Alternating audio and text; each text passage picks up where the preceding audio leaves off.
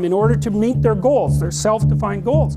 If you can teach people to stand up in the face of the things they're afraid of, they get stronger. And you don't know what the upper limits to that are, because you might ask yourself, like, if for 10 years, if you didn't avoid doing what you knew you needed to do, by your own definitions, right, within the value structure that you've created, to the degree that you've done that, what would you be like?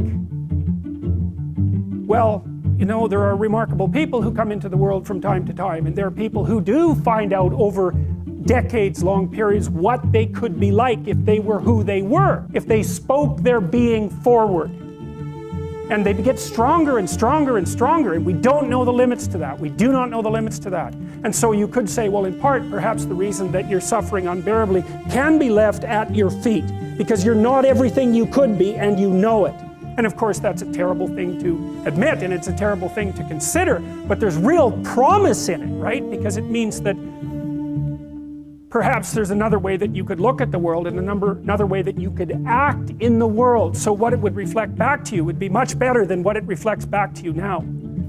It isn't merely that your fate depends on whether or not you get your act together and to what degree you decide that you're going to live out your own genuine being. It isn't only your fate.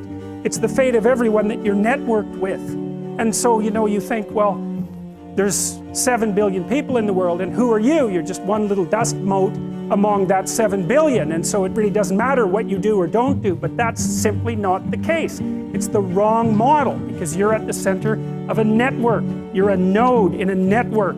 Of course, that's even more true now that we have social media. You'll know 1,000 people, at least over the course of your life.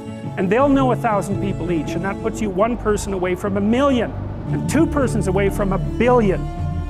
And so that's how you're connected, and the things you do, they're like dropping a stone in a pond.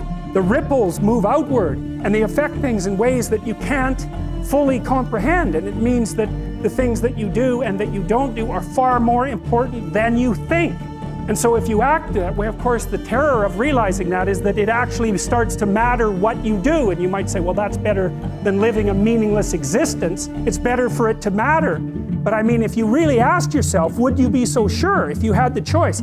I can live with no responsibility whatsoever. The price I pay is that nothing matters.